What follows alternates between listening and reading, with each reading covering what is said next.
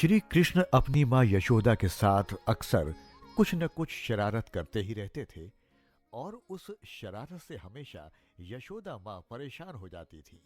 जब कृष्ण थोड़े बड़े हुए तो उनकी हर गलती पर यशोदा माँ उन्हें समझाने लगी और आने वाले जीवन की तकलीफें बताने लगी। कृष्ण की एक शरारत पर एक दिन माँ यशोदा ने उन्हें बहुत डांटा और उसके बाद कृष्ण अपनी मीठी सी आवाज में कहते हैं, माँ, मैं जानता हूँ कि मैं बहुत शरारती हूँ।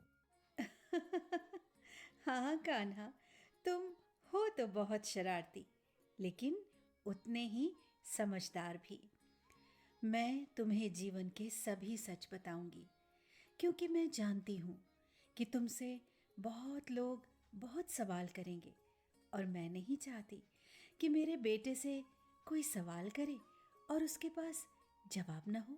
माँ, आपके आशीर्वाद और ज्ञान की वजह से ऐसा कभी नहीं होगा। आपकी वजह से मुझे जीवन में संतुलन मिला है। अगर ये ज्ञान मैंने आने वाली पीढ़ी को नहीं दिया तो ये बेकार हो जाएगा। आपने ही तो सिखाया है ना माँ, कि जो ज्ञान बांटा ना जाए उसे सीखने का क्या मतलब। मैं आपकी एक एक बात अच्छे से सबको समझाऊंगा। यशोदा कृष्ण की ये बातचीत एक बच्चे के सपने में चल रही है, क्योंकि वो इस वक्त बहुत बड़ी समस्या से जूझ रहा है। आजकल का टाइम ऐसा है जिसमें हर कोई कंफ्यूज है कि उसे क्या करना चाहिए, कितना टेक्नोलॉजी की तरफ टिल्ट होना चाहिए और कितना मन को शांत रखना चाहिए, कितना पैसा चाहिए और कितना पैसा लालच का रूप ले लेता है। वो लड़का अपने सपने में यशोदा और कृष्ण की बात सुनकर और गहरी नींद में चला जाता है। जब वो गहरी नींद में जाता है तो अचानक मानो कृष्ण उसके सामने आकर कहते हैं, मैं जानता हूं कि तुम अपनी जिंदगी में बड़ी परेशानी सह रहे हो। अगर साफ साफ कहोगे तो मैं शायद उसे ठीक कर पाऊंगा। वो लड़का कृष्ण को सामने देखकर और उनकी बात सुनकर घबरा जाता है और सपने में भरे पसीने के साथ कहता है, मैं सपना देख रहा हूं ना, ये सच नहीं हो सकता है। कृष्ण मुस्कुराकर कहते हैं, देख तो तुम सपना ही रहे हो, लेकिन इस सपने में मैं तुम्हें पूरे जीवन की सच्चाई बता सकता हूं और तुम जैसे मिलेनियल्स की जिंदगी आसान कर सकता हूं। कृष्ण की बात सुनकर लड़का कुछ शांत होता है और एक गहरी सांस लेकर आगे उनसे अपनी जिंदगी की प्रॉब्लम्स बताना शुरू करता है। श्री कृष्ण, मैंने सुना है कि आपकी गीता के उपदेशों से हम अच्छी जिंदगी जी सकते हैं, पर हमारी जिंदगी तो अब सुलझने की बजाय उलझती जा रही है। जहां नई नई चीजों का आविष्कार इसलिए हुआ था कि वो हमारी जिंदगी को बेहतर बना सके, और वो हमें और भी बेचैन बना रही है। क्या आजकल की जिंदगी को भी शांति से जिया जा सकता है? क्योंकि इस टाइम में मेरा मन तो बहुत अशांत रहता है और किसी काम में ढंग से मन नहीं लगता है। देखो, दुनिया तो आगे बढ़ेगी ही। इंसान को समय के साथ हर चीज जानना है और अपने आप को उस समय अनुसार ढालकर आगे बढ़ते जाना है। यही उसकी ताकत और कमजोरी दोनों है। और सबसे बड़ी बात कि अगर हम समय के हिसाब से संतुलन बनाकर बेहतर ढंग से जिंदगी जिएंगे तो हमारी सभी मुश्किलों का हल निकलता जाएगा और हम खुशहाल जिंदगी जीते रहेंगे। कृष्ण जी, मैं चाहता हूं कि आप मुझ जैसे सभी लोगों के लिए कुछ नए रास्ते बताएं, जिससे हम इस बैलेंस को समझकर अपना काम अच्छे से कर सके और जिंदगी में आगे बढ़ सके। जैसे अर्जुन ने महाभारत में आपसे ज्ञान लेकर लड़ाई लड़ी थी, वैसे ही हमें भी आज आपके ज्ञान की जरूरत है। हमें सही रास्ता दिखाइए।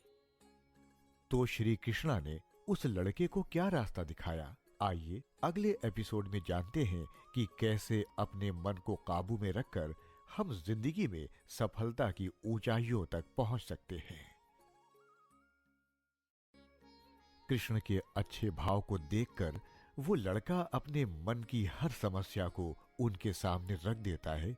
वो पूछता है, कान्हा, आप तो देख रहे हैं कि ये समय ऐसा है जिसमें मन को एक जगह पर स्थिर रखा ही नहीं जा सकता है। हर पल एक नई चीज आ रही है और हमें उसके बारे में जानने की इच्छा होती है। भले ही वो हमारे काम की ना हो, लेकिन इंसान का मन उसको जानने के लिए पीछे पड़ जाता है और इससे मेरा मन भी अशांत होता है और मैं अपना कोई काम पूरी इच्छा से नहीं कर पाता हूँ। मुझे इसके लिए क्या करना चाहिए? लड़के की बात सुनकर कान्हा एक पल सोचते हैं और उसे बताते हैं। देखो बच्चे, आज का टाइम हमारे टाइम से बहुत अलग है। ये बात मैं समझता हूं, लेकिन हर समय की अपनी परेशानी होती है। तुम्हारी परेशानी यही है कि तुम्हारे पास बहुत कुछ है, लेकिन उस बहुत में से तुम अपने लिए सही नहीं चुन पा रहे हो और उसके लिए इतना कुछ तुम्हें मिल गया है कि तुम्हारा मन और चंचल होता जा रहा है। इसलिए जरूरी है कि इन सब काम को करते समझते हुए अपने मन के बारे में सोचो।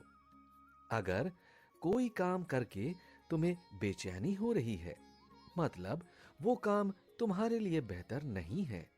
और अगर मन की बेचैनी को खत्म करना है तो उसके लिए तुम्हें ध्यान करना होगा। जिस इंसान का मन उसके बस में नहीं होता है, वो जीवन में कुछ नहीं कर सकता। चाहे तुम्हारे समय की बात हो या मेरे समय की। मन को काबू में रखना सबसे कठिन और सबसे जरूरी काम है। इसलिए अपने मन की चंचलता पर ध्यान दो और उसे ऐसे ही इधर उधर की बेकार चीजों में मत भटकने दो। कृष्ण की बात सुनकर लड़का तुरंत पूछ पड़ता है, लेकिन मन की चंचलता हम कैसे खत्म कर सकते हैं? इसका कोई रास्ता बताइए। सबसे पहले ध्यान लगाना शुरू करो। उसके बाद धीरे धीरे तय करो कि तुम्हारे लिए क्या बेहतर है। जिस दिन अपने बेहतर के बारे में पता चल जाएगा और तुम अच्छे से ध्यान लगाओगे, तो मुझे नहीं लगता कि तुम्हारा मन बेवजह बेकार की चीजों में भागेगा। जो आदमी अपना भला जानता है, उसे कोई बेचैन नहीं कर सकता है। कृष्ण की बात सुनकर लड़का कुछ थोड़ा बहुत तो समझता है, लेकिन उसके मन में तुरंत कुछ और भी सवाल आ जाते हैं। वो पूछता है, लेकिन हमें ये कैसे पता चलेगा कि हमारे लिए क्या सही है और क्या गलत? अच्छा सवाल है। तुम्हें जो भी पसंद हो उसे करना शुरू करो। उसे पूरा करने की जिद पकड़ लो।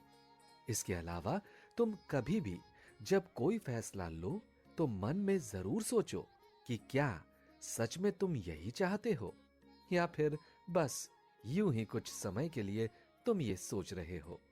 हमेशा अपने छोटे लक्ष्य और बड़े लक्ष्यों को अलग अलग करके रखो। इससे तुम्हें उन्हें पाने में आसानी होगी। जब तुम्हें अपना बड़ा लक्ष्य पता चल जाए तो उन्हें अपने छोटे छोटे लक्ष्यों के साथ आगे बढ़ना सीखो। अपने लक्ष्य को बहुत ही सकारात्मक और उम्मीद से भरा बनाए रखो।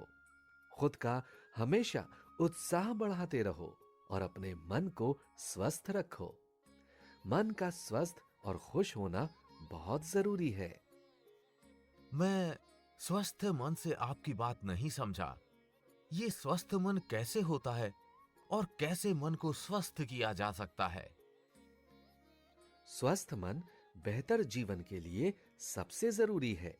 और अजीब बात यह है कि आदमी सिर्फ शरीर का ध्यान देता है, मन को तो वो कुछ समझता ही नहीं है। मन को देने के लिए इंसान के पास कुछ भी नहीं है। जितना किसी इंसान के लिए स्वस्थ शरीर जरूरी है, उतना ही स्वस्थ मन भी जरूरी है। और उसे पाने के कुछ रास्ते हैं जो मैं तुम्हें बताता हूं। पहला रास्ता यह है कि रोज सुबह उठकर कुछ देर ध्यान लगाना।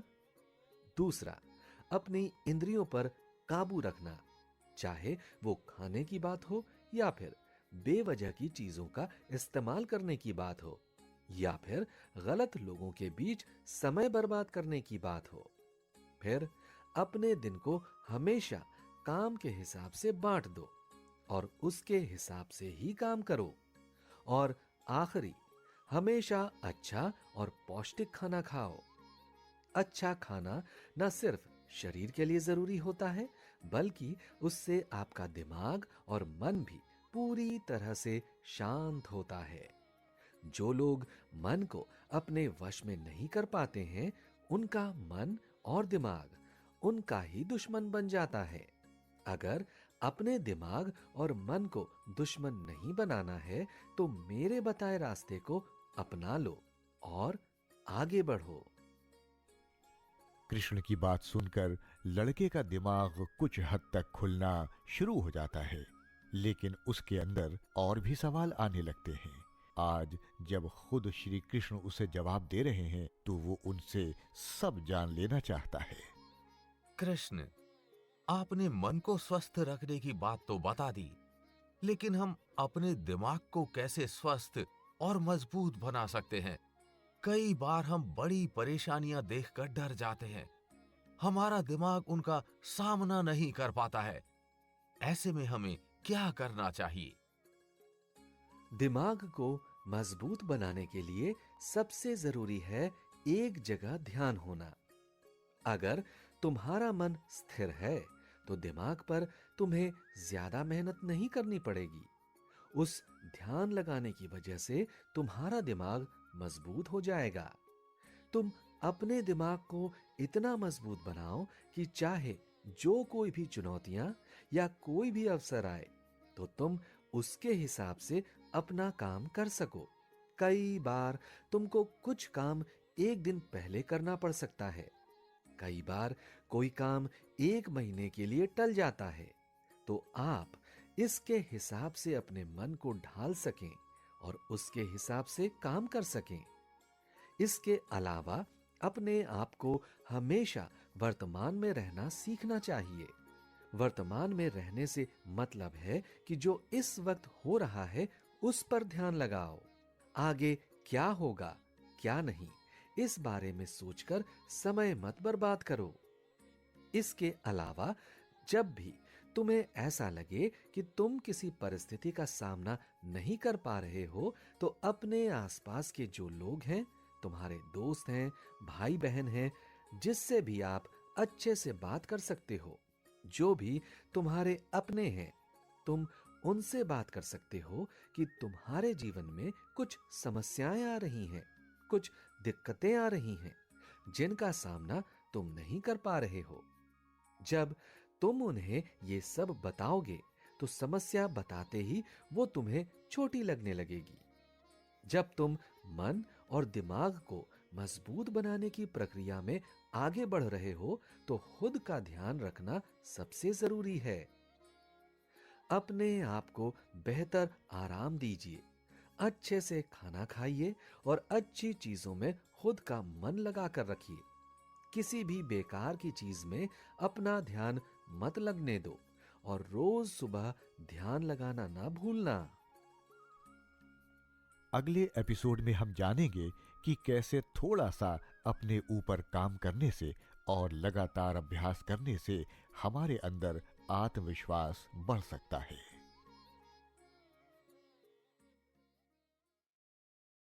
कृष्ण की बातें सुनने के बाद लड़के के मन में अपने आप को लेकर कुछ सवाल उठने लगे। उसने पूछा, लेकिन कृष्ण, मुझे कैसे पता चलेगा कि मैं किस काबिल हूं और कैसे मैं किसी काम के लिए खुद को तैयार कर सकता हूं? अपने अंदर मैं कैसे आत्मविश्वास जगा सकता हूं? लड़के का सवाल सुनकर कृष्ण ने बताया, देखो, हम इस बात को माने या ना माने, पर कहीं ना कहीं हमें ये पता होता है कि हमें क्या करना है और कहाँ जाना है। हम बस उसे स्वीकार करने में डरते हैं। उस लक्ष्य को स्वीकार करने की हमारे अंदर हिम्मत नहीं होती है और ना ही आत्मविश्वास होता है। आत्मविश्वास एक खास गुण है जो हमें सफलता की ओर आगे बढ़ने में मदद करता है। आत्मविश्वास को समझने और इसे विकसित करने के लिए आदमी को अपने जीवन में कुछ जरूरी बदलाव लाने होते हैं। जो बदलाव लाने के लिए तैयार होंगे, उन्हें इसे बारीकी से समझना पड़ता है। कृष्ण की बात सुनकर वो लड़का अब आत्मविश्वास, लक्ष्य और हर चीज के बारे में जानने के लिए बेचैन हो जाता है। वो अब अपनी तेजी से भागती हुई जिंदगी को जरा शांत करके सब कुछ समझना चाहता है। वो पूछता है, कान्हा, आप मुझे सब ठीक से समझाइए, जिससे मुझे पूरी जिंदगी ऐसी दिक्कतों का सामना ना करना पड़े। जिंदगी है तो दिक्कतें तो आएंगी ही, लेकिन मेरी बात मानोगे तो कम दिक्कत होगी। देखो, एक इंसान अच्छाई और बुराई के मेल से बना होता है। लक्ष्य को पाने में शुरुआती दिनों में किसी से भी कोई गलती हो जाती है, जिसे आगे चलकर हमें सुधारना चाहिए। इस दुनिया में हर इंसान में कुछ ना कुछ अलग करने की क्षमता होती है, जिससे वो दूसरों से अलग होता है। इसलिए हमें अपने गुणों को पहचानना और स्वीकार करना चाहिए। इससे हमारा आत्मविश्वास बढ़ता है और हम अपनी क्षमताओं का उपयोग करके हम सफलता की ओर बढ़ते हैं। ये एक गुण है जो हर इंसान में होता है।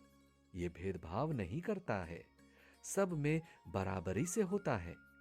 ये हमें खुद पर विश्वास करने की हिम्मत देता है।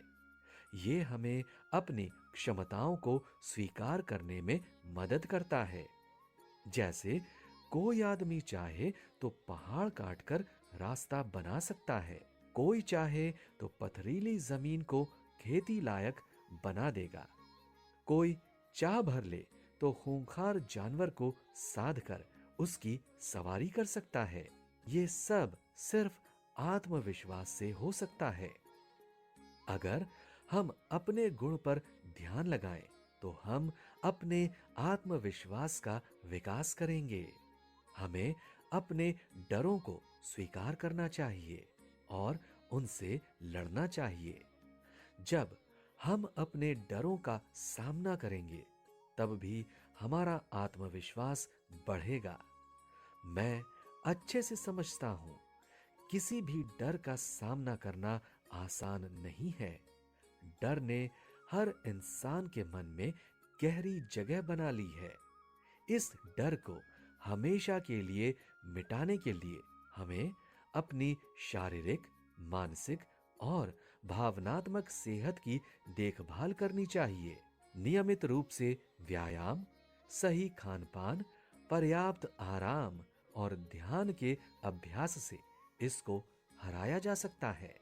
एक बार तुम मेरे बताए गए रास्ते पर चल कर देखो, तो तुम जल्द ही डर पे जीत पा जाओगे। लेकिन लोग डरते हैं कि वो असफल हो गए तो उनका क्या होगा। ये डर जंगली जानवर के डर से बड़ा डर है कि लोग क्या कहेंगे। डरने की जरूरत नहीं है, क्योंकि सफलता और असफलता एक ही सिक्के के दो पहलू हैं। आत्मविश्वास रहेगा तो तुम्हें किसी बात से डर नहीं लगेगा। आत्मविश्वास के साथ तुम ऐसे काम भी कर जाओगे जिनके बारे में तुमने सोचा तक नहीं होगा। लेकिन कृष्ण, अगर हम सफल नहीं होंगे तो डर और गुस्सा तो आएगा ही ना, और अगर सफल होंगे तो हर तरह का भाव आएगा ही। इसे कैसे रोकेंगे हम? जो तुमने कहा वो सही है, लेकिन अगर हम बार बार ऐसे गुस्सा होते रहेंगे तो हम आगे नहीं बढ़ पाएंगे। देखो, सफलता में अभिमान मत करो और असफलता में हार नहीं मानो।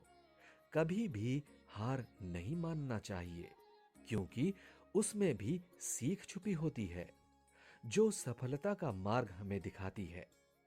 जिंदगी बहुत कठिन होती है और अगर हम ऐसे हर बार हार मानेंगे और गुस्सा होंगे तो आगे बढ़ने में बहुत समय लग सकता है। और जब हार मानना बंद कर दोगे और अपना काम ईमानदारी से शुरू कर दोगे तो अपने आप सब ठीक हो जाएगा।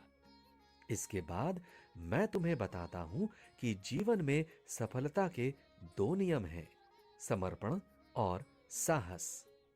हर चुनौती को एक मौके में बदलना और उसके दौरान अपने आत्मविश्वास को बनाए रखना सबसे जरूरी है। कई बार हमारे पास मौका होता है, लेकिन हम उसका फायदा नहीं उठा पाते हैं। लेकिन अगर हमारे अंदर काम करने का साहस होगा तो हम जरूर हर काम में सफल होंगे। सफल नहीं भी होंगे तो एक बड़ी सीख जरूर मिलेगी। अगर तुम मान लो किसी मौके पर कामयाब हो गए तो वहां पर घमंड भी नहीं करना है, क्योंकि एक बार में पूरी जिंदगी की लड़ाई कोई नहीं जीत जाता। हमारी जिंदगी हमें रोज नई चुनौती देती है, हमें रोज उसका सामना करना है। अगर आज जीते हैं तो कल हार भी होगी। इसलिए ना सफलता से बहुत खुश हो जाओ और ना ही असफलता से बहुत दुखी, क्योंकि दोनों ही हमारी जिंदगी के सबसे जरूरी पहलू हैं। असफलता और सफलता के बीच के फर्क को हम कैसे खत्म कर सकते हैं कृष्ण? देखो, ये फर्क कम किया जा सकता है, लेकिन खत्म नहीं कर सकते हैं। जो आदमी मेहनत करता है, अपने काम का अभ्यास करता है, वही सफलता का हकदार है। अगर आप मेहनत नहीं कर पा रहे हैं तो आप सफलता के हकदार नहीं हो सकते। जैसे इंसान को जब भूख लगती है तो खाना भले कोई बना दे, लेकिन अपने पेट के अंदर तो इंसान को खुद निवाला डालना पड़ता है। वैसे ही अगर सफलता अपने जीवन में चाहिए तो अभ्यास और प्रयास भी खुद ही करने होंगे। कोई और तुम्हारे हिस्से की मेहनत नहीं करेगा। जो अभ्यास और प्रयास से बचते हैं, उनका इस जीवन में कुछ नहीं हो सकता है। लगातार अभ्यास करते रहना ही सफलता का सबसे बड़ा रास्ता है। अभ्यास करने के साथ साथ एक इंसान को आगे बढ़ने के लिए खुद में बदलाव लाना कितना जरूरी है, इसके बारे में हम जानेंगे अगले एपिसोड में। उस लड़के की सपने में ही आज जैसे लॉटरी सी लग गई हो। उसकी 28 साल की उम्र में उसको कृष्ण ने जीवन का ज्ञान दे दिया है, लेकिन अभी भी उसके बहुत से जरूरी सवाल बचे हुए हैं जिनका जवाब उसे चाहिए। वो सवाल शायद पिछले सवालों से भी ज्यादा जरूरी हैं।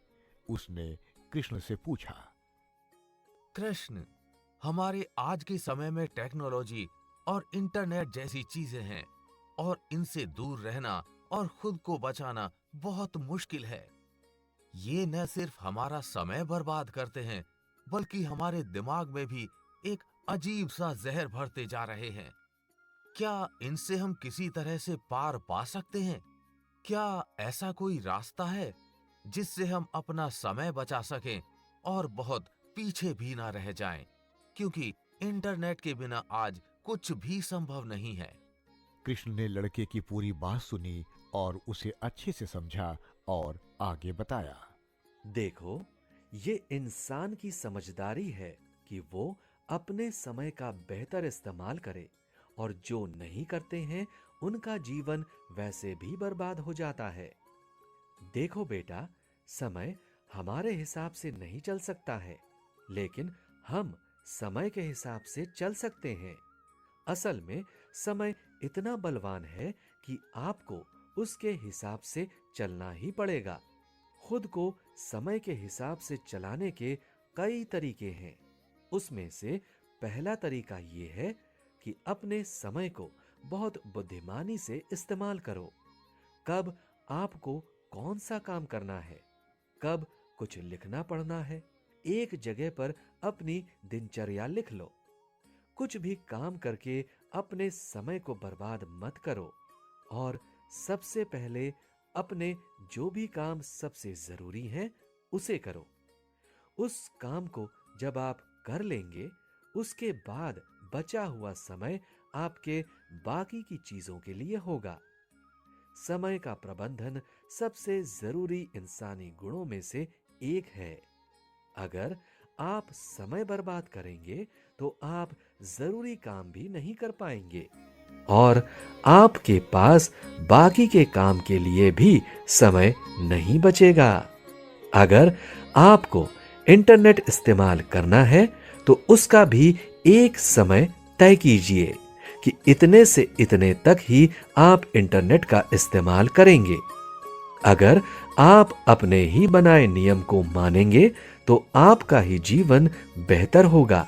लेकिन अगर आप नहीं मानेंगे तो जिंदगी भी आपकी ही बदतर होगी। इंटरनेट या जो भी आविष्कार हो रहे हैं वो इंसान के समय को बचाने के लिए हो रहे हैं, ना कि उनके समय को बर्बाद करने के लिए। इसलिए एक समझदार इंसान होने के नाते तुम्हारी यही जिम्मेदारी है कि तुम समय का अच्छे से इस्तेमाल करो। और इसके अलावा समय बचाने का एक तरीका ये भी है कि अपने काम को बिल्कुल भी कल के लिए मत टालो। अगर आपकी आदत हमेशा काम को टालने की है तो ऐसा करने से बचिए। जो काम जिस समय का है उसे उसी समय पूरा करिए। ऐसा करने से आपका समय बचेगा और आप किसी भी तरह का समय बर्बाद नहीं करेंगे और बाकी चीजों को भी अच्छे से कर पाएंगे। फिर काम जब टाइम से पूरा होगा तो दिमाग में चिंता भी नहीं रहेगी।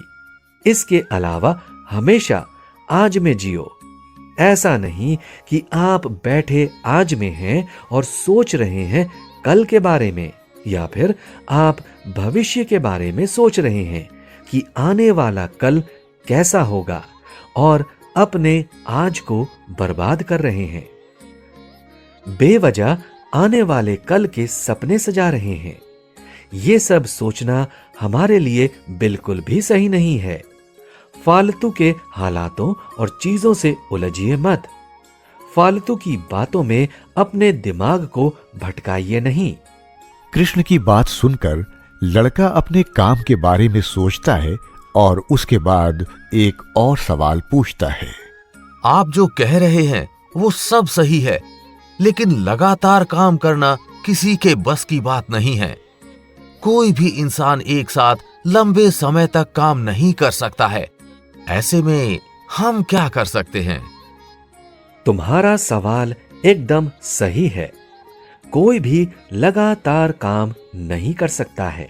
इसलिए आप लोग जब भी आप कोई काम करते हैं तो उस काम के बीच में छोटा सा अंतराल लें। अंतराल लेना कोई गलत बात नहीं है।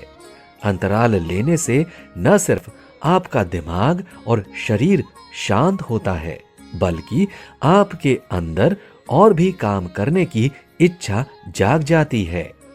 आपका दिमाग पूरी तरह से ताजा हो जाता है और आप फिर से नए सिरे से काम शुरू करते हैं। इसके अलावा काम को हमेशा दफ्तर तक ही रखें। घर में लाने की कोशिश न करें। हर बड़े पद पर बैठा आदमी चाहता है कि उसके नीचे का आदमी हमेशा काम ही करता रहे, लेकिन आपको अपना भी एक नियम बनाना होगा। अपनी एक दिनचर्या बनानी होगी। काम का समय काम का और बाकी आपका अपना समय भी आपको चाहिए, जिससे आप अपने मन और शरीर को शांत करने में इस्तेमाल करेंगे। नियम और दिनचर्या बनाने से आपके दिमाग में बेवजह काम का बोझ नहीं आएगा। जब आप अपने काम नियम के अनुसार करेंगे और समय के हिसाब से चलेंगे, तो न सिर्फ आप अपना काम पूरा करेंगे, बल्कि पूरी ईमानदारी और बहुत अच्छे से पूरा करेंगे। इस तरह आपके काम करने का कौशल बढ़ेगा और आप ज्यादा लंबे समय तक काम कर पाएंगे। अगर आप अपने समय का इस्तेमाल अच्छे से नहीं करेंगे, तो आपका काम भी पूरा नहीं होगा। आप हमेशा परेशान रहेंगे, चिंता में डूबे रहेंगे और इससे कुछ कर नहीं पाएंगे। इसलिए समय को अच्छे से इस्तेमाल कीजिए और आप खुश रहिए। मैं हमेशा आप लोगों को यही कहूंगा कि समय की कीमत को पहचानो। दुनिया में इंसान कितना भी अमीर क्यों ना हो, कोई राजा महाराजा क्यों ना हो, लेकिन वो समय नहीं खरीद सकता है और ना ही बीता हुआ समय वापस ला सकता है। समय गंवाना जैसे अपनी जिंदगी गंवाने जैसा ही है। एक पल में बहुत कुछ नहीं बदला जा सकता, लेकिन बहुत सारे पलों को मिलाकर बहुत कुछ बदला जा सकता है। इसलिए उसकी कीमत समझकर उसका इस्तेमाल करो और जिंदगी को आसान और बेहतर बनाओ। समय की कीमत समझने के बाद हमें अपने लक्ष्य के बारे में सोचना होगा। अगर हमें समय की कीमत का पता है पर लक्ष्य नहीं पता है, तो इसका कोई मतलब नहीं है। इसलिए अगले एपिसोड में हम लक्ष्य और अपने जीवन को कैसे मोह से दूर रखा जाए, इसके बारे में जानेंगे।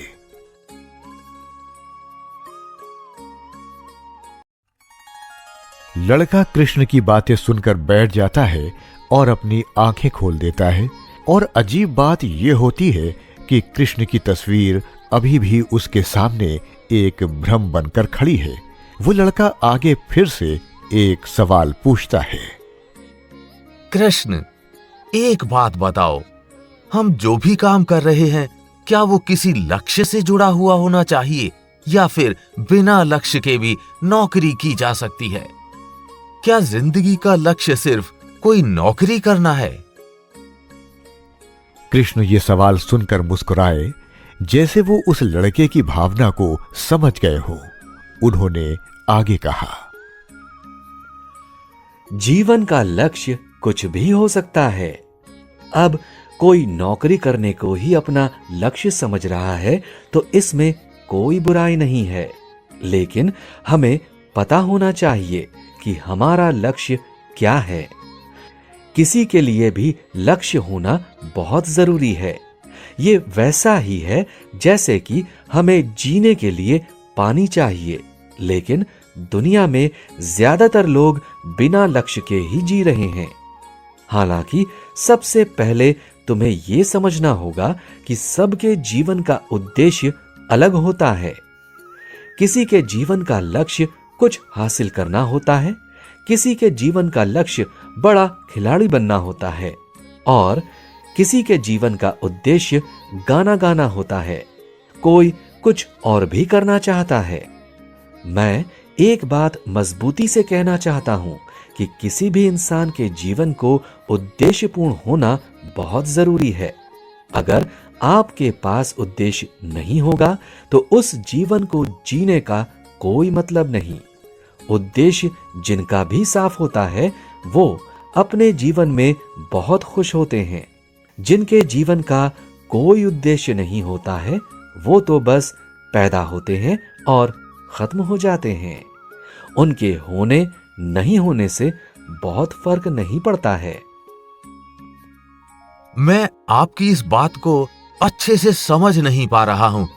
आखिरकार ये लक्ष्य, उद्देश्य, इसका मतलब क्या है? जो पैदा हुआ है उसका इस जिंदगी को किसी भी तरह से जीना भी तो एक उद्देश्य हो सकता है। नहीं, मेरे उद्देश्य होने का मतलब ये है कि क्या आप जीवन में कुछ करना चाहते हैं। हर इंसान के अंदर कुछ मजबूती और कुछ इच्छाएं हैं। हमें ये खोजना होगा। अपने जीवन का उद्देश्य तय करने से पहले आपको देखना होगा कि आपका मन क्या चाहता है। जो लक्ष्य आपने सोचा है, क्या आप सच में वही चाहते हैं? इसके अलावा आपकी मजबूती क्या है? मतलब आप कौन सा काम सबसे अच्छा करते हैं?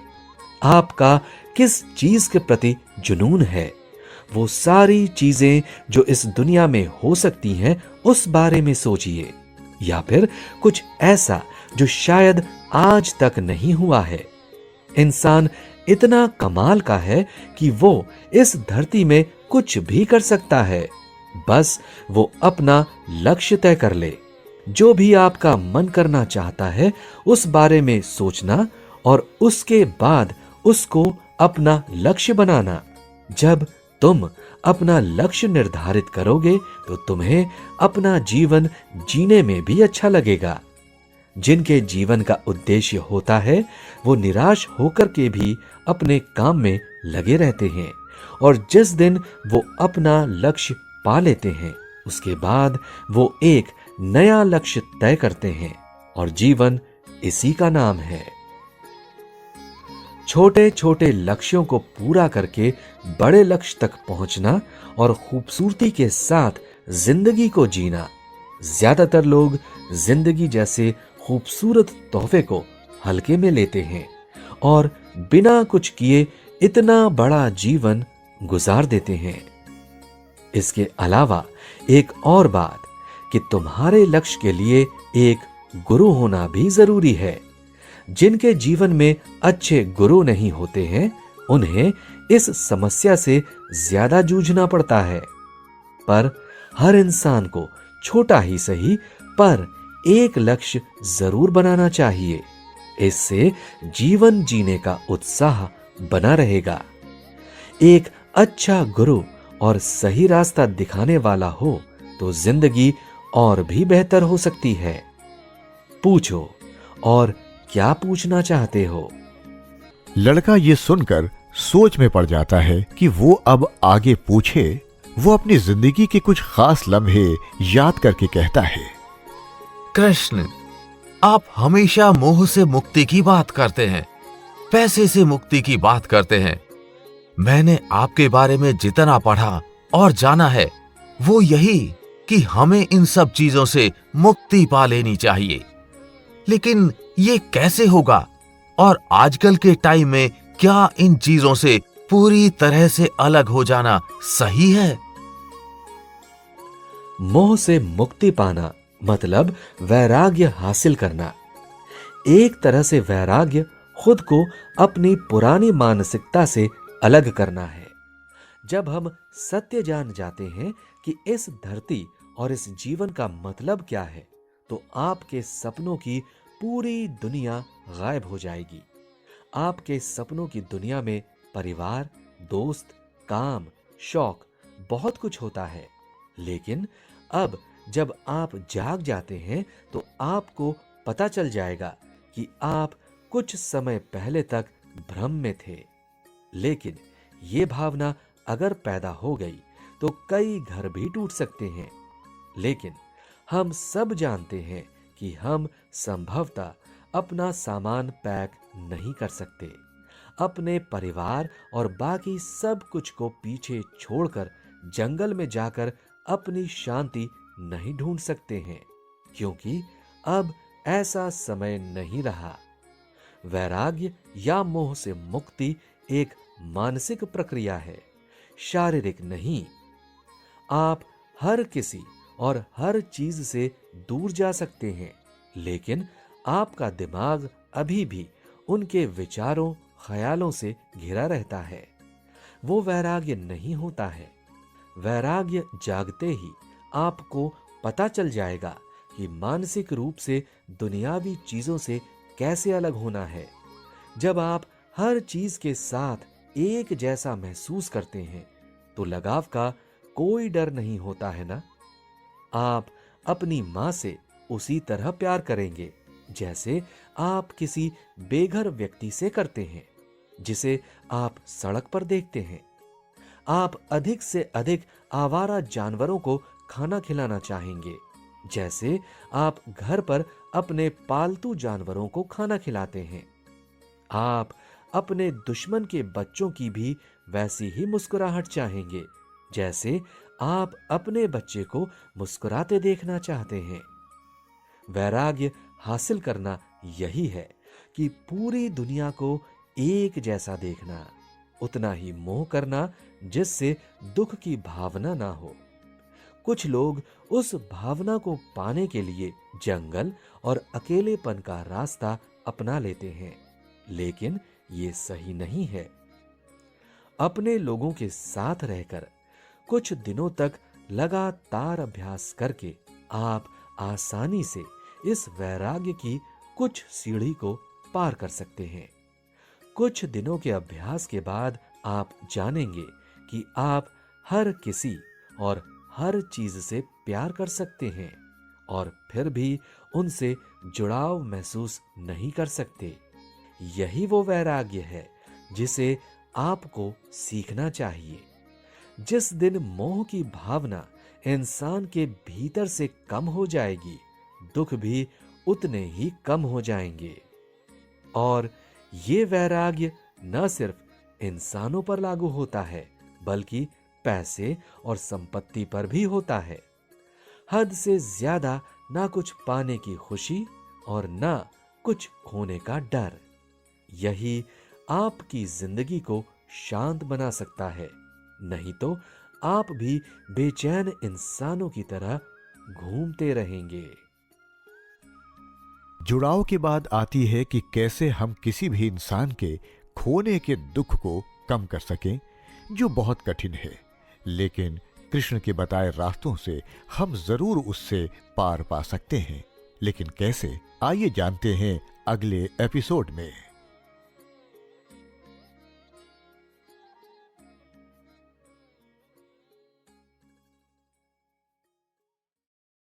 कृष्ण की बातें अब थोड़ा थोड़ा करके लड़के की समझ में आने लगी थीं, और जब उसे कुछ समझ आने लगा तो और भी सवाल मन में आने लगे। उसने पूछा, कृष्ण, क्या हमें मौत पर अफसोस करना चाहिए? और क्या किसी की मौत से हम पर फर्क पड़ना चाहिए? इस सवाल की उम्मीद श्री कृष्ण ने नहीं की थी, इसलिए उन्होंने मुस्कुराकर इसका उत्तर दिया। हर चीज समय से जुड़ी हुई है। हर चीज का अस्तित्व किसी कारण, किसी उद्देश्य से होता है। उस वजह के बिना कोई भी चीज अस्तित्व में नहीं आती। जैसे ही उस वस्तु का उद्देश्य खत्म हो जाता है, तो उसका अस्तित्व भी समाप्त हो जाता है। जैसे हमें बचपन में कोई खिलौना चाहिए होता है, लेकिन उसकी जरूरत सिर्फ बचपन तक होती है। उसके बाद हमारे जीवन से उसका अस्तित्व खत्म हो जाता है। जीवन इससे अलग नहीं है, ये भविष्य की तरह ही है। हर कोई और हर चीज अंततः एक दिन खत्म ही हो जाएगी। सवाल ये है कि कब। मौत हमला करने से पहले हमें नहीं बताती, वो तो बस हो जाती है, क्योंकि उसे होना ही है और उसे कोई रोक नहीं सकता। हम इंसान उन चीजों से जुड़े हो सकते हैं जिनसे हम प्यार करते हैं और जिन्हें हम बहुत संजोते हैं, लेकिन वास्तव में हमारे पास कुछ भी सच में नहीं है। हम सिर्फ एक सांस लेते हुए इंसान हैं। हम अभी यहां हैं और हमारा समय पूरा होने के बाद हम आगे कहीं और होंगे। मृत्यु अचानक और हमारे अपनों के लिए दुखद और चौंकाने वाली होती है। चीजें किसी कारण से घटित होती हैं। हर किसी का भाग्य पहले से तय होता है और उससे ही पता चलता है कि भविष्य में उनके लिए क्या होगा। जब हमारा समय समाप्त हो जाता है, तो हमारे पास जीवन भर उधार ली गई और संजोई हुई संपत्तियों को छोड़ने के अलावा कोई रास्ता नहीं होता, और हमारे पास यहां इस दुनिया में रुकने का कोई बहाना भी नहीं होता है। अच्छा और बुरा अलग अलग इंसानों के लिए अलग अलग है। असल में कुछ भी अच्छा या बुरा नहीं है। जब हम असल में किसी भी काम के पीछे के कारण को समझ नहीं पाते हैं तो आखिर में निराश और दुखी हो जाते हैं और शोक में डूब जाते हैं। इस दुनिया में सब कुछ एक उद्देश्य के लिए होता है। जो कुछ हो रहा है या होगा, सब कुछ एक दूसरे को प्रभावित करता है। किसी प्रियजन को खोना अजीब और अन्यायपूर्ण लग सकता है, लेकिन वास्तविकता कुछ और होती है। एक बार कारण और उद्देश्य पूरा हो जाने पर उस चीज या इंसान को दूसरे से बदलने की आवश्यकता होती है। चीजें आती हैं और चली जाती हैं, लेकिन किसी एक चीज पर मोहित हो जाना अधिक पीड़ा और दर्द को आकर्षित करता है। जीवन और मृत्यु एक ही सिक्के के दो पहलू की तरह हैं। इसमें कुछ भी सही या गलत नहीं है।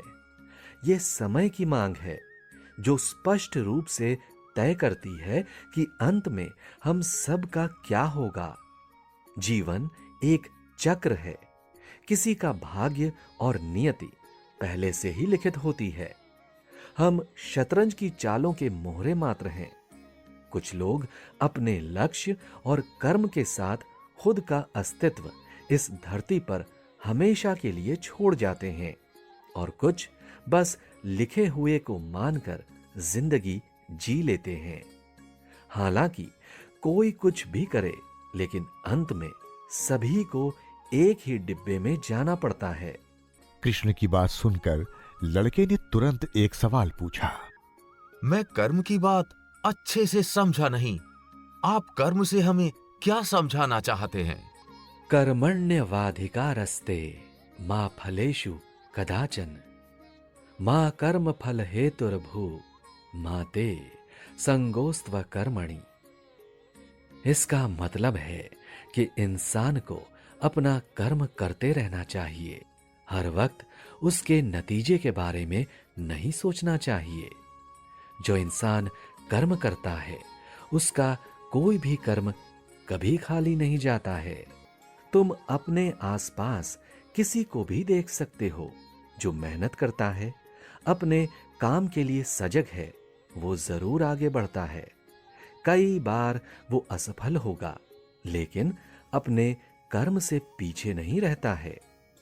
कोई भी किया गया काम छोड़े गए तीर की तरह होता है। ये कभी पीछे हो ही नहीं सकता, और तीर छोड़ा गया है तो इसका एक लक्ष्य भी होता है। लेकिन इस कर्म को पूरा करने के बाद उसके नतीजे पर आपका कोई नियंत्रण नहीं होता है। इसलिए परिणाम को लेकर परेशान होने से कोई फायदा नहीं है।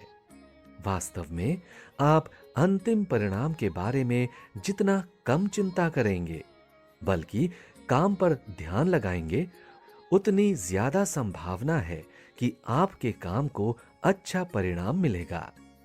इसके अलावा आप अपने जीवन में जो भी काम करते हैं उसमें समर्पण, ज्ञान और कौशल रखिए। जब आप पर्याप्त रूप से समर्पित होंगे तो आप ज्ञान और कौशल प्राप्त करेंगे जो आपकी इच्छा के हिसाब से परिणाम लाएगा। आप जितना अधिक ज्ञान और कौशल हासिल करेंगे, काम में आपका आत्मविश्वास उतना ही अधिक होगा, और आपके आत्मविश्वास के कारण आपका समर्पण भी उतना अधिक होगा। अब एक तीरंदाज के तीर चलाने के उदाहरण के बारे में सोचें। जाहिर तौर पर तीरंदाज एक लक्ष्य पर निशाना साध रहा है और वो लक्ष्य को भेदने के लिए अपने सभी तैयारी और कौशल का उपयोग करेगा। लेकिन वास्तव में एक बार तीर छोड़े जाने के बाद तीरंदाज केवल ये आशा कर सकता है कि वो लक्ष्य पर लगे। मान लीजिए कि पहला तीर चूक गया, अब उसे फिर से प्रयास करना होगा। लेकिन अगर वो केवल पहली असफलता के बारे में चिंतित है और दूसरे तीर के बारे में चिंतित है, तो उसका दिमाग तीर चलाने के काम पर नहीं, बल्कि इस बात पर होगा कि तीर लक्ष्य पर लगेगा या नहीं।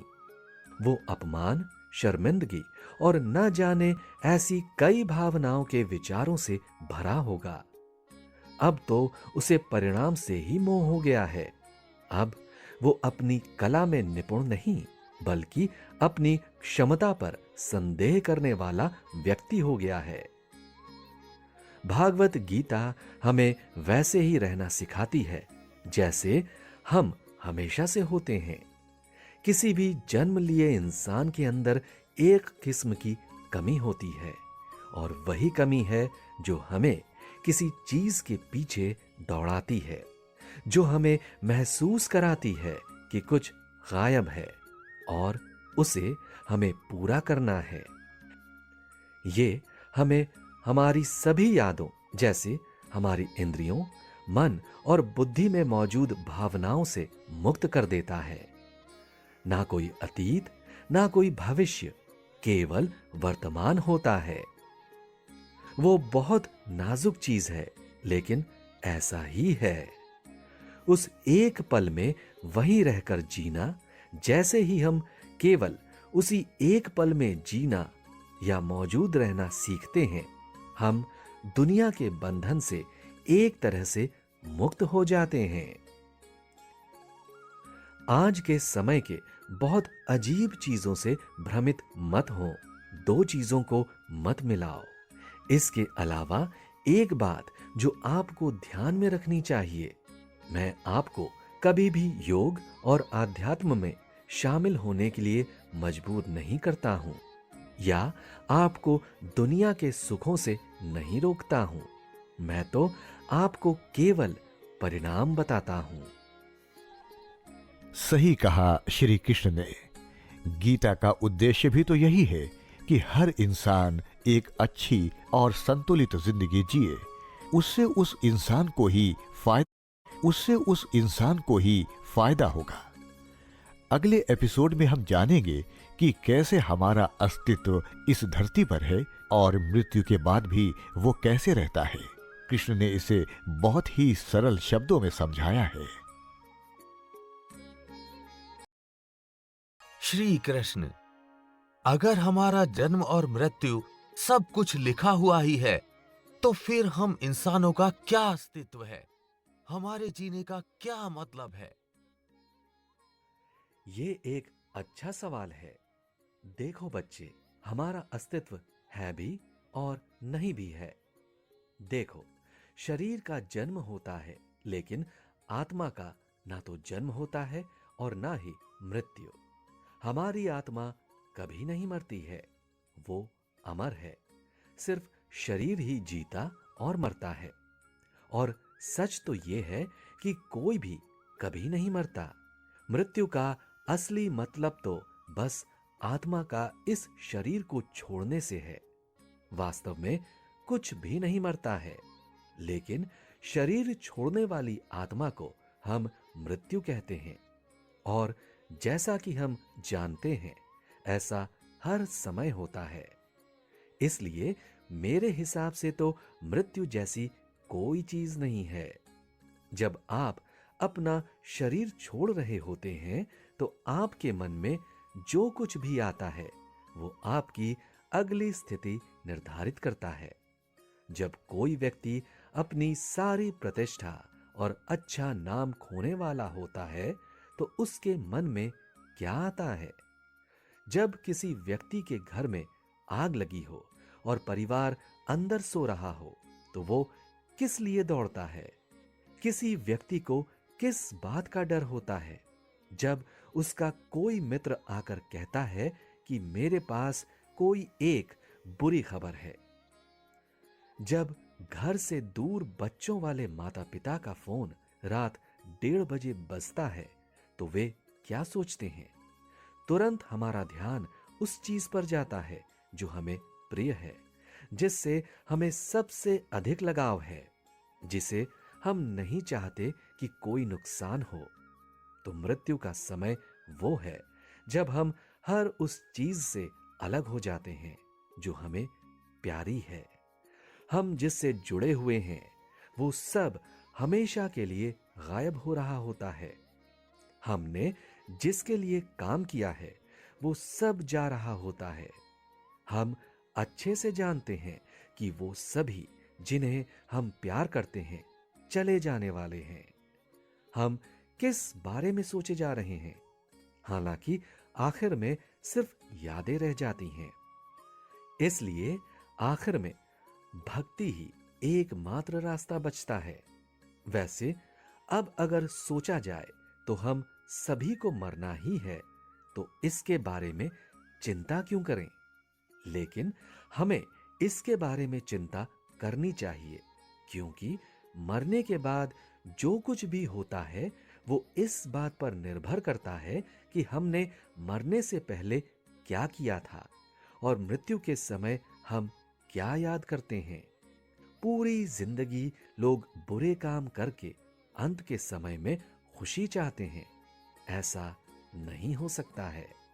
अस्तित्व तो सिर्फ आत्मा का है, लेकिन जीते जी आपके किए गए काम आपका एक बड़ा अस्तित्व तय करते हैं।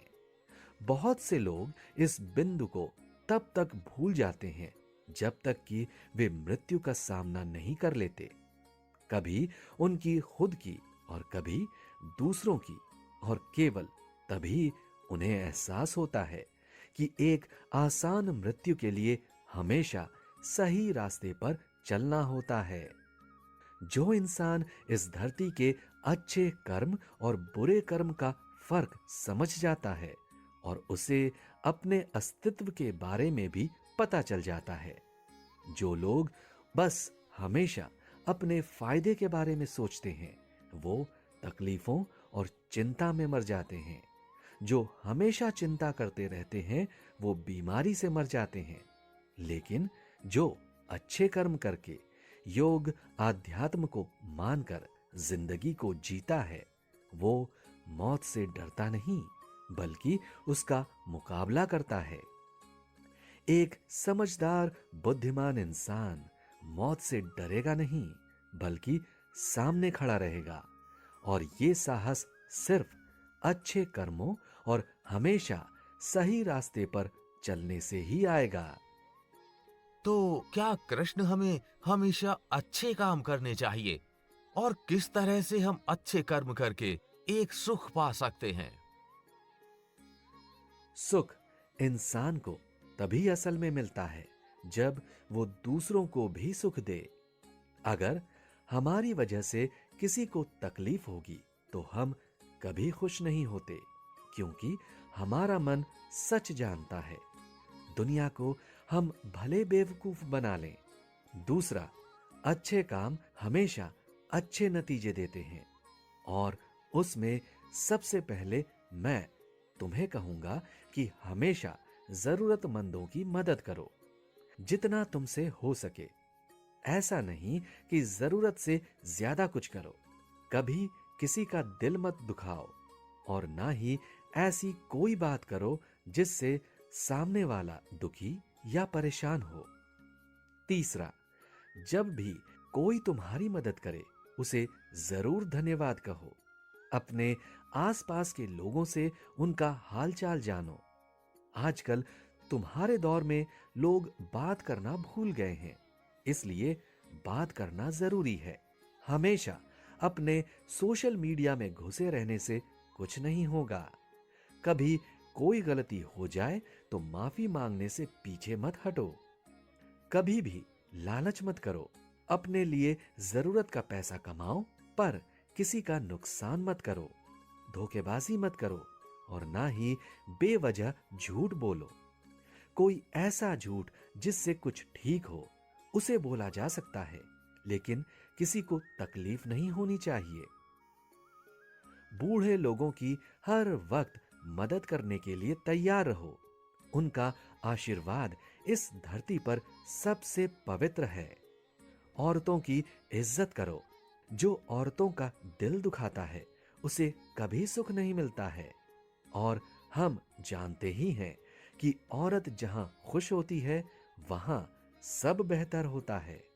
और हाँ, इन सब के बीच अपने लिए समय निकालना भी किसी अच्छे कर्म से कम नहीं है। ये सभी कर्म अगर तुमने किए तो तुम्हारा मन हमेशा शांत रहेगा। मन शांत करने के चक्कर में कई बार हम बहुत आराम कर लेते हैं और इससे शरीर को आलस भी होने लगता है। अगले एपिसोड में हम उस आलस को खत्म करने के बारे में श्री कृष्ण से जानेंगे।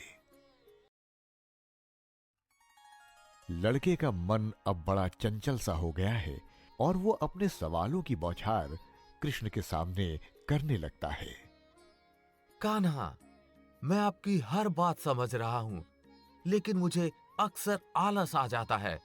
मैं जानता समझता तो सब हूं, पर कुछ कर नहीं पाता हूं। इसके लिए कुछ रास्ता बताइए। देखो बच्चे, अगर अपना आलस काबू में आ गया तो इंसान को दुनिया का कोई भी लक्ष्य पाने से नहीं रोक सकता है। पर यह कहना जितना अच्छा और आसान लगता है, असल में उतना होता नहीं है। इसके लिए सालों साल लग जाते हैं, पर फिर भी इंसान आलस से पार नहीं पाता है। और आलस में सबसे बड़ा हाथ हमारे मन का होता है। हमारा मन इतना तेजी से इधर उधर होता है कि हम जो करने जाते हैं उसे ना करके आराम करने लग जाते हैं। युधिष्ठिर ने एक बार कहा भी था कि हवा से भी तेज मन है। वो कहीं भी कभी भी पहुंच जाता है और उसका कुछ भी सोचने का कोई मतलब नहीं होता है। कान्हा, आप जानते हैं कि मेरी अभी शायद बहुत उम्र बची है और मैं इस जिंदगी में बहुत कुछ करना चाहता हूं, पर मेरे आलस के कारण मैं कोई भी काम अनुशासन से कर ही नहीं पाता। मेरा खुद पर कोई काबू ही नहीं है। मैं करना कुछ चाहता हूं और मेरा मन मुझसे कुछ कराना ही नहीं चाह रहा होता है। मैं अपने मन और शरीर का एक तरह से गुलाम बन चुका हूं और ऐसे में तो मैं इस जिंदगी को खराब कर लूंगा और इंसानी जन्म होने का कोई मतलब नहीं रहेगा। कुछ रास्ता दिखाइए प्रभु, नहीं तो मुझे नहीं पता कि मैं आगे क्या करूंगा। तुम इतनी फिक्र मत करो कि तुम्हारा दिमाग ही तुम्हारे बस से बाहर चला जाए। पहले तो ये समझो कि इस दुनिया की किसी भी समस्या को सुलझाया जा सकता है, चाहे वो कितनी भी बड़ी क्यों ना हो।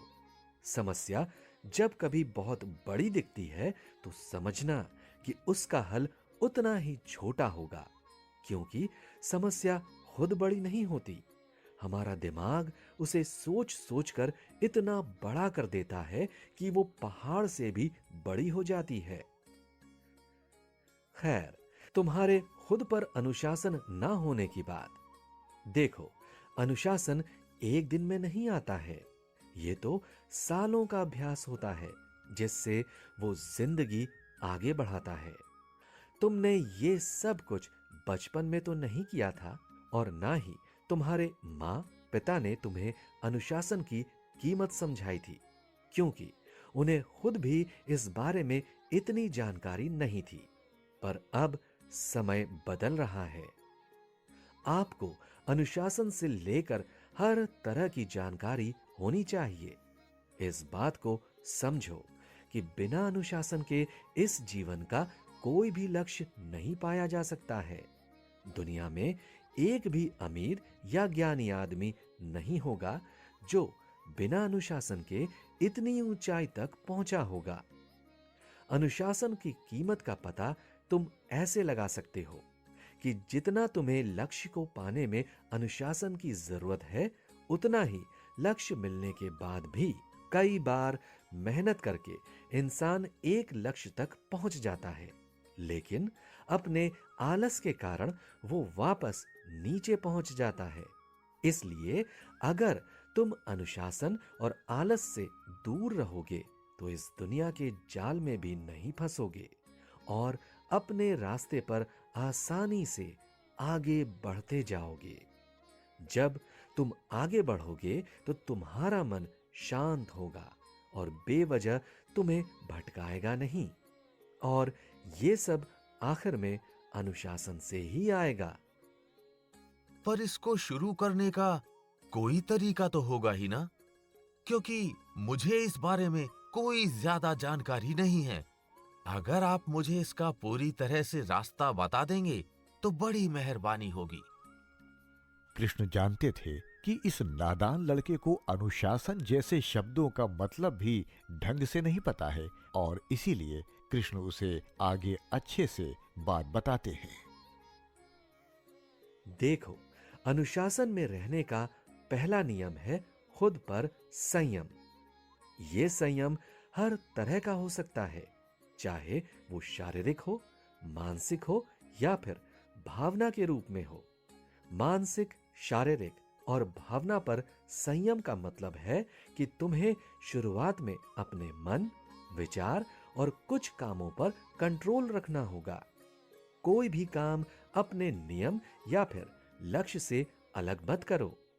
अपनी शक्ति सिर्फ लक्ष्य के लिए बचा कर रखो। जब तुम अपनी शक्ति को बचा कर रखोगे तो अपने लक्ष्य को आसानी से पाओगे और उसे पाने के लिए जरूरत की शक्ति तुम्हारे पास होगी। इसके अलावा दूसरा नियम है फैसला लेना और कसम खाना कि जो चाहते हो उसी रास्ते में आगे बढ़ोगे। अपने कसम और फैसले पर अडिग रहना, ये तय करना कि ये काम इसी समय पर पूरा होगा तो उसे उसी समय पर पूरा करना, और नहीं करने पर खुद को जरूर डांट लगाओ। अगर आप खुद से थोड़ा बातें करेंगे और खुद को समझेंगे तो समस्या का हल जरूर निकलेगा। कोई कुछ भी कहे या करे, तुम्हें किसी भी कीमत पर एक्टिव रहना होगा, नहीं तो तुम अपने लक्ष्य से बहुत दूर हो जाओगे। मन पर संयम रखने की शुरुआत तुम थोड़े से कर सकते हो। जैसे अगर तुम्हें मीठा खाना पसंद है तो तुम पहले उसे खाना छोड़ो, या फिर तुम्हें कोई खास चीज पसंद है तो उसे त्याग दो।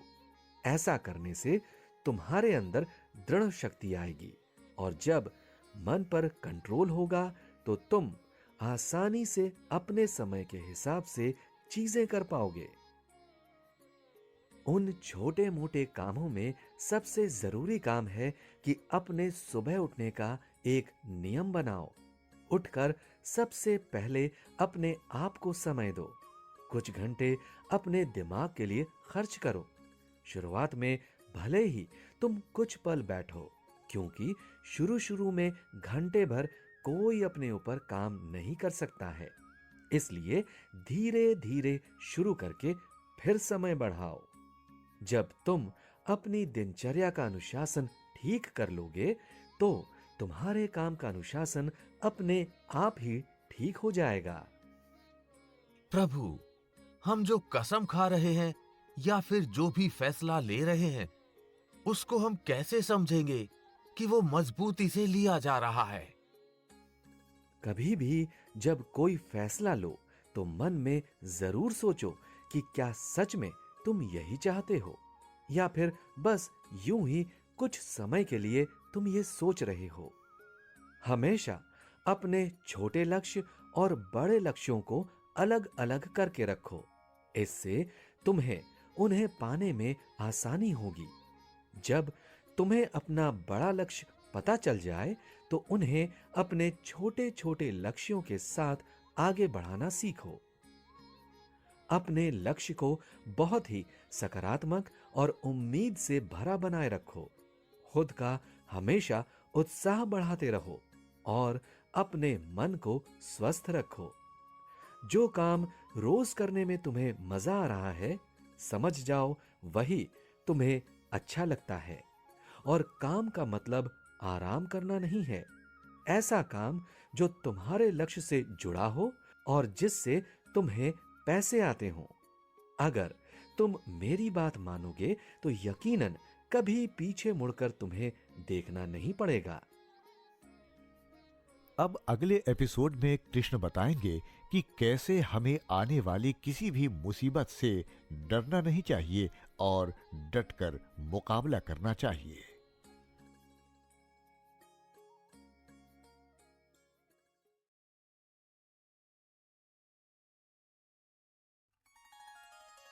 कृष्ण जी, कई बार मैं कोई काम करने से पहले ही डर जाता हूं, तो क्या ये डर सही है? इस डर को मैं कैसे खत्म कर सकता हूं? देखो, कुछ लोग असफल होने या गलतियां करने के डर से भी काम टाल देते हैं या नहीं करते हैं। वो किसी कार्य को शुरू करना टाल सकते हैं क्योंकि असल में वो इसे अच्छी तरह से ना करने के परिणामों के बारे में चिंता कर रहे हैं। इसके अलावा कुछ ऐसे लोग होते हैं जो देर कर सकते हैं क्योंकि वे चाहते हैं कि सब कुछ ठीक हो। इससे देरी हो सकती है क्योंकि वे शुरू करने से पहले सब कुछ सही करने की कोशिश करते हैं। ये भी एक तरह का डर है जो काम को देर से शुरू करता है। इसके अलावा एक अलग कारण योजना की कमी है। अगर आप पूरी योजना के साथ नहीं हैं या आपके पास कोई योजना नहीं है, तो ये जानना कठिन हो सकता है कि किसी कार्य को कहां से शुरू करें या कैसे आगे बढ़ाएं। इसके बाद काम से ध्यान हट जाता है। सोशल मीडिया, ईमेल या टीवी जैसी अन्य चीजों से बहक जाना आसान है और इससे विलंब हो सकता है। टाल मटोल एक तरह से असफलता के डर से ही पैदा होता है और इसके नकारात्मक परिणाम हो सकते हैं, जैसे समय सीमा छूट जाना, तनाव बढ़ना और अपने काम में खराब प्रदर्शन करना। इसलिए हमें खुद अपनी कमजोरी को जानना होगा कि हम कहां डर जाते हैं और कहां हम मजबूती के साथ रहते हैं। इस डर को खत्म करने के कुछ सरल तरीके ये हैं कि सबसे पहले हासिल करने लायक लक्ष्य निर्धारित करें और उनके लिए लगातार काम करें। लक्ष्य पूरा करो, चाहे वो कितना भी छोटा क्यों ना हो। उसका पूरा होना आपको उपलब्धि का एहसास दिला सकता है और आपके आत्मविश्वास को बढ़ाने में मदद कर सकता है। दूसरा, खुद की देखभाल का अभ्यास करें। अपने शारीरिक और मानसिक स्वास्थ्य का ख्याल रखने से आपको आत्मविश्वास और मजबूत महसूस करने में मदद मिल सकती है। तीसरा, दूसरों से मदद और प्रोत्साहन मांगे। अपने आप को सकारात्मक और अच्छे लोगों से घेरना आपके आत्मविश्वास को बढ़ाने और डर को खत्म करने में मदद कर सकता है। और फिर नई चीजें, कौशल और ज्ञान को सीखें। जब आपके पास पूरा ज्ञान और बहुत तरह का कौशल होगा, तो ये आपके डर को कम करने में मदद कर सकता है। नकारात्मक विचारों और इस तरह के लोगों से खुद को दूर रखो। हमारे विचार और हमारे आसपास के लोग हमारे आत्मविश्वास और डर पर बहुत बड़ा प्रभाव डाल सकते हैं। इसलिए नकारात्मक विचारों को चुनौती देना और उन्हें अधिक सकारात्मक विचारों में बदलना जरूरी है। और हां, जोखिम उठाएं और नई चीजें आजमाएं। अपने आराम क्षेत्र से बाहर निकलने और नई चीजों को आजमाने से आपको एक अलग तरह का सुकून मिलेगा। इससे आपको किसी चीज के खोने और सब कुछ बेहतर करने का कोई दबाव नहीं होगा और ये आपके डर को कम करेगा। और हां, लचीला बने। आत्मविश्वास की कमी होने का मतलब कभी गलती ना करना या असफलता ना मिलना नहीं है। ये वापस लौटने और अपनी गलतियों से सीखने में सक्षम होने के बारे में है। याद रखिए कि आत्मविश्वास एक ऐसी चीज है जिसे समय के साथ विकसित किया जा सकता है। धैर्य रखना और ये पहचानना महत्वपूर्ण है कि आत्मविश्वास बनाने में समय और प्रयास लगता है। श्री कृष्ण, लेकिन ऐसा क्यों होता है कि कुछ लोगों में जरा भी डर नहीं होता है और कुछ लोग बात तक डर डर के करते हैं? इसके पीछे क्या वजह है? क्या ये आत्मविश्वास की कमी है या फिर कुछ और? हाँ, ये एक तरह से खुद पर विश्वास न होना ही है। इसके कई कारण हो सकते हैं कि क्यों कुछ लोग दूसरों की तुलना में कम आत्मविश्वासी होते हैं। यहाँ कुछ संभावित कारण मैं बताता हूं। पहला, कुछ लोगों में आत्मसम्मान की कमी होती है। जिन लोगों का आत्मसम्मान कम होता है, उन्हें आत्मविश्वास के साथ संघर्ष करना पड़ सकता है, क्योंकि उन्हें अपनी क्षमताओं या योग्यता पर विश्वास नहीं होता। दूसरा, पिछले अनुभव, बहुत ज्यादा आलोचना या असफलता जैसे नकारात्मक अनुभव किसी व्यक्ति के आत्मविश्वास पर असर डाल सकते हैं। उसके बाद दूसरों से तुलना करने की आदत, दूसरों से अपनी तुलना करना और ऐसा महसूस करना कि आप उनसे आगे नहीं हैं, ये एक बहुत बड़ा आत्मविश्वास की कमी का कारण बन सकता है। फिर आता है नकारात्मक विचार सोचते रहने की आदत। ये आदत हमारे आत्मविश्वास को प्रभावित कर सकती है। कई बार कुछ खास समाज के नियम भी हमारे डर को बढ़ा देते हैं। फिर शारीरिक या मानसिक स्वास्थ्य संबंधी समस्याएं भी किसी व्यक्ति के आत्मविश्वास और आत्मसम्मान को प्रभावित कर सकती हैं। ये पहचानना महत्वपूर्ण है कि हर कोई अलग है और जो एक व्यक्ति के लिए काम करता है, वो दूसरे के लिए काम नहीं कर सकता है। ये जानना आवश्यक है कि आपके लिए क्या काम करता है और उस तरीके से आत्मविश्वास पैदा करने का प्रयास करें और अपने अंदर के डर को खत्म करें। मेरे हिसाब से सफलता का अर्थ है कि किसी भी काम में देरी न करना।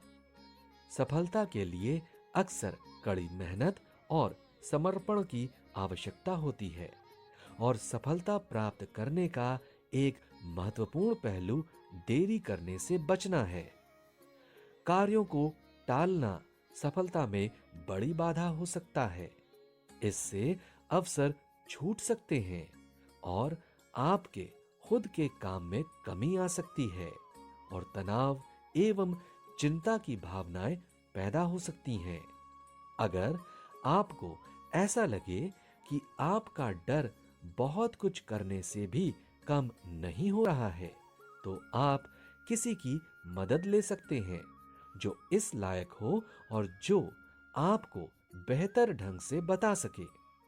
खुद आप नियम बना सकते हैं और उस नियम को मानकर आगे बढ़ सकते हैं।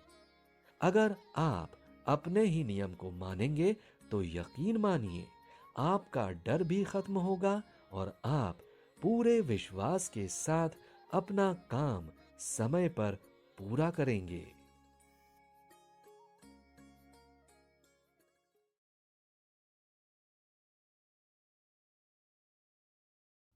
कृष्ण, मुझे कभी कभी छोटी छोटी बातों पर भी गुस्सा आ जाता है। ऐसी दिक्कतों को मैं कैसे खत्म कर सकता हूँ, क्योंकि उस गुस्से से अक्सर मैं ही परेशान हो जाता हूँ। गुस्सा इंसान का सबसे बड़ा दुश्मन है, ये हम सब जानते हैं, लेकिन कोई इसे समझता नहीं है। जब हम किसी पर गुस्सा होते हैं तो वो हमारे शरीर पर भी बुरा असर ही डालता है और दिमाग में एक तरह का जहर घोल देता है। फिर हमारे अंदर से अच्छे और बुरे की समझ खत्म हो जाती है। अगर तुम्हें अपने गुस्से को कम करना है तो योग और प्राणायाम का सहारा लो। ये कमाल का असर तुम पर दिखाएंगे, लेकिन तुम्हें रोज नियम से इसे करना होगा। अपनी सांसों पर जब तुम विजय पालोगे तो आसानी से गुस्से से जीत जाओगे।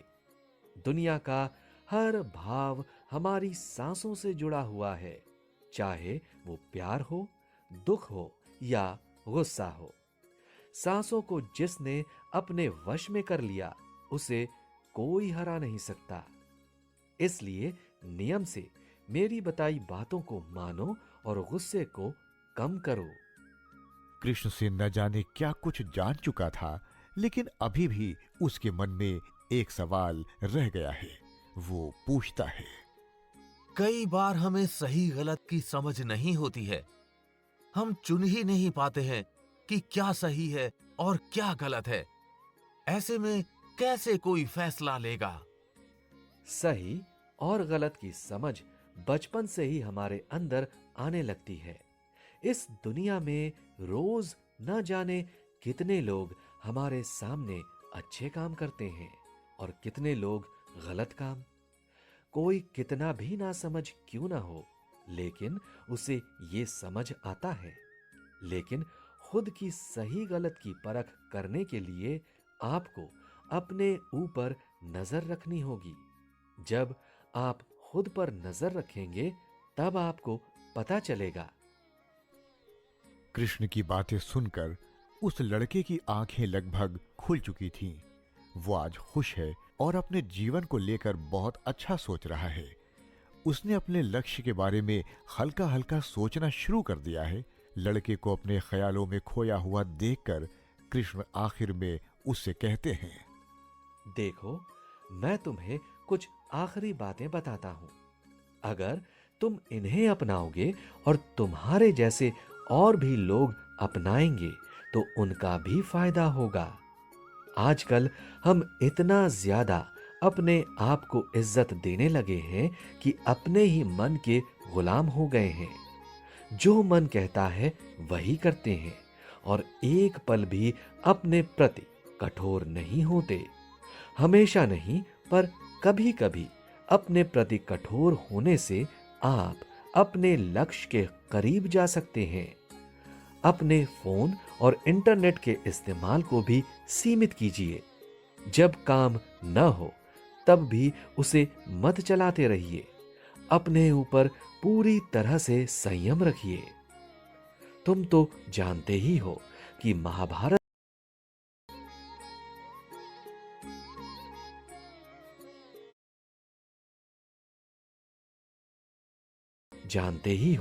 कि महाभारत के युद्ध को बुराई पर अच्छाई की जीत माना जाता है।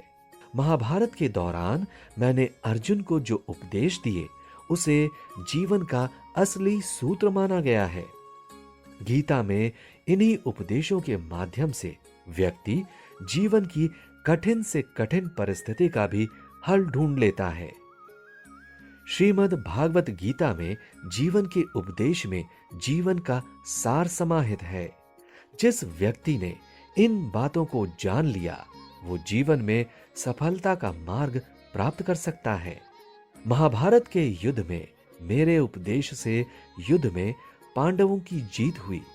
ठीक इसी तरह से जब भी आप खुद को कठिनाई, असफलता, निराशा या असमंजस की स्थिति में पाते हैं तो उन उपदेशों को अपने जीवन में जरूर उतारें। इससे आपकी हर परेशानी दूर होगी और सफलता के मार्ग खुलेंगे। साथ ही इन उपदेशों से व्यक्ति सुखी जीवन का भोग करता है। कुछ चीजों का दुख या शोक कभी नहीं करना चाहिए, जैसे मृत्यु। मृत्यु अटल सत्य है। जिसका जन्म हुआ है उसकी मृत्यु भी निश्चित है, इसलिए इसे लेकर शोक करना व्यर्थ है। संदेह करना छोड़ दो। कुछ लोगों में बिना वजह संदेह या शक करने की आदत होती है। ऐसे लोग कभी खुश नहीं रह पाते हैं। साथ ही इस आदत से रिश्तों में प्यार और भरोसा दोनों ही खत्म हो जाते हैं। इसलिए बिना वजह संदेह करने की आदत का आज ही त्याग कर दो। ईश्वर को याद किया करो। ईश्वर आपको हर समस्या से निकाल सकते हैं, इसलिए हमेशा अपने ईश्वर को याद करो। और हां, इन कामों को जरूर करो। अगर आप बुद्धिमान हैं तो अपने पैसे को नेक काम में खर्च करिए। बुद्धिमान होकर चापलूसी करने या किसी प्रकार का षड्यंत्र रचने के बजाय निस्वार्थ भाव से समाज की भलाई करिए।